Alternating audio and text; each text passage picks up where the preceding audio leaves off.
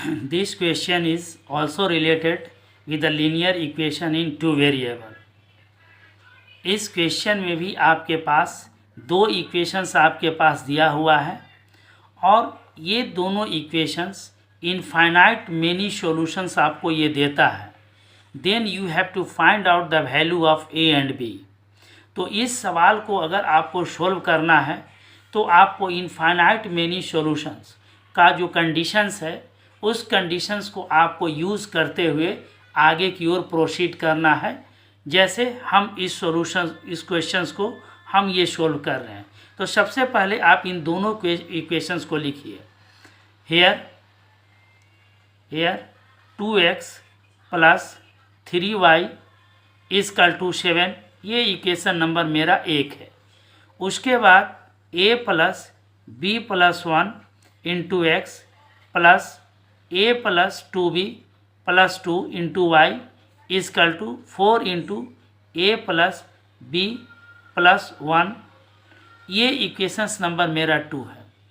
इन दोनों इक्वेशंस में x के कोफिशिएंट को a1 और इसको a2 कहते हैं और इसमें y के कोफिशिएंट को b1 और ये b2 कहते हैं. और ये दिस जो है आपके पास ये कांस्टेंट टर्म है जिसको c1 और c2 कहेंगे.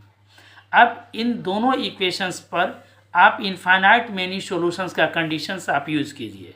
तो using the conditions infinite many solution, तो आप यहाँ पर लिखिए for infinite many solution. For infinite many solution a1 upon ये a2 equal to b1 upon b2 equal to c1 upon c2.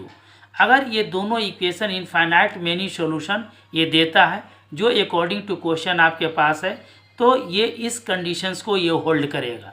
तो इस कंडीशंस को लिखिए और इसके अकॉर्डिंग इक्वेशन 1 और इक्वेशन 2 में से वैल्यू को आप पुट कीजिए.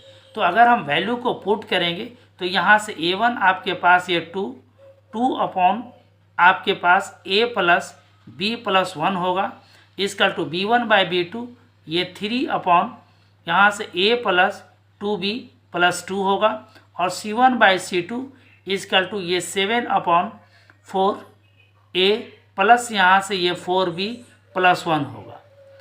अब यहाँ से हम लोग ऑलरेडी जानते हैं कि जिस किसी इक्वेशन से अगर एक वेरिएबल अगर आपको निकालना है तो एक इक्वेशन आपके पास सफिशिएंट है.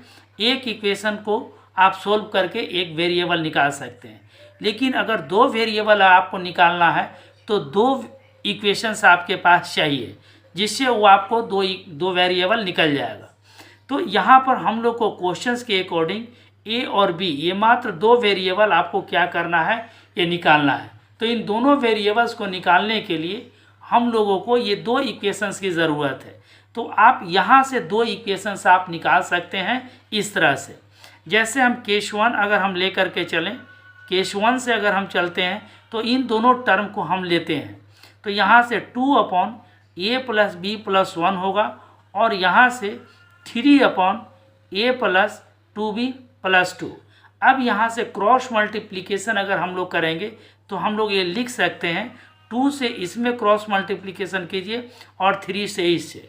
तो सबसे पहले हम लोग 3 को इससे क्रॉस मल्टीप्लिकेशन करेंगे तो 3 इंटू a 3a आएगा प्लस आपके पास 3b आएगा प्लस आपके पास ये 3 आएगा.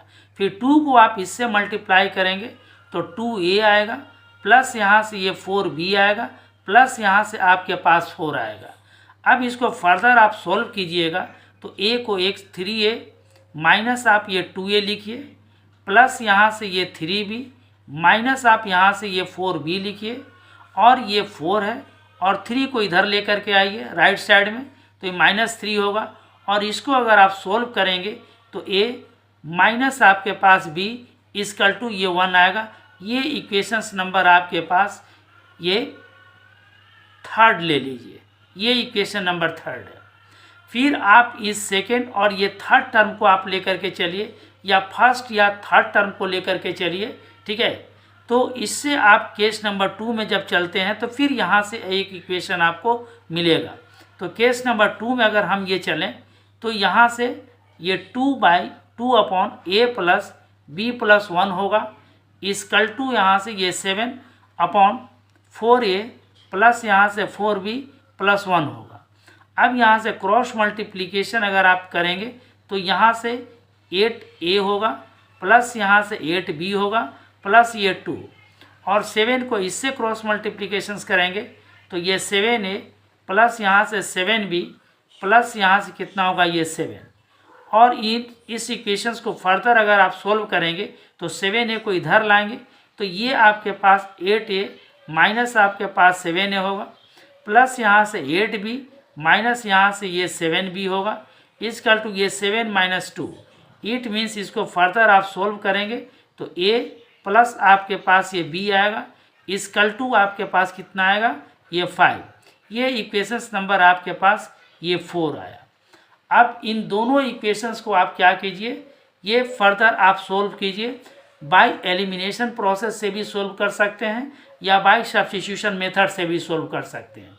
तो यहाँ से ये क्लियर है कि ये b का साइन माइनस है और यहाँ पर b का साइन प्लस है।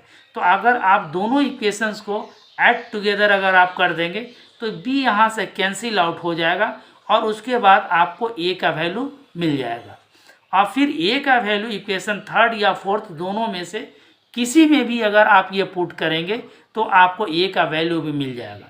तो हम सिंपली यही काम करते हैं, इक्वेशन थर्ड और इक्वेशन फोर्थ दोनों को ऐड करते हैं। तो यहाँ पर हम लोग लिखेंगे adding equation third and fourth दोनों इक्वेशंस को अगर हम ऐड करेंगे तो यहाँ से हम लिख सकते हैं a minus B plus b equal to 1 plus 5। It means जो है b और b कैंसिल आउट हो जाएगा तो 2a इक्वल टू 6।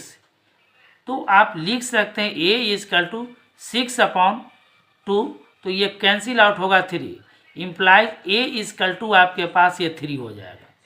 अब इस a के वैल्यू को आप इस a के वैल्यू को इक्वेशन नंबर 4 में पुट कीजिए या 3 में, किसी में भी पुट करने के बाद आप वैल्यू b का निकाल सकते हैं। तो हम a का वैल्यू इक्वेशन 4 में पुट करते हैं। तो आप यहाँ से लिखिए फ्रॉम इक्वेशन 4 से अगर हम चलते हैं तो a का वैल्यू यहाँ पर आप रखिए तो ये 3 प्लस क्या होगा b इक्वल टू 5 होगा और इसको फर्दर अगर सोल्व करेंगे तो b equal to 5 minus 3 equal to ये 2 आएगा। तो इस तरह से a का वैल्यू आपके पास ये 3 आया और b का वैल्यू आपके पास ये 5 आया। तो आप यहाँ पर लिखिए हैंस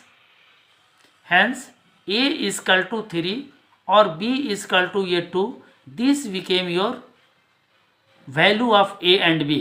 तो ये आपके पास ये रिक्वायर्ड वैल्यू आपके पास ये आया। तो इसको आप इस तरह से ऐसे प्रॉब्लम को आप सॉल्व कीजिए और सॉल्व करने के बाद आप लास्ट में जो क्वेश्चंस डिमांड कर रहा है उस क्वेश्चंस का आंसर आप यहाँ पर लिखिए। तो इस तरह से आपके पास ये प्रॉब्लम सॉल्व होगा।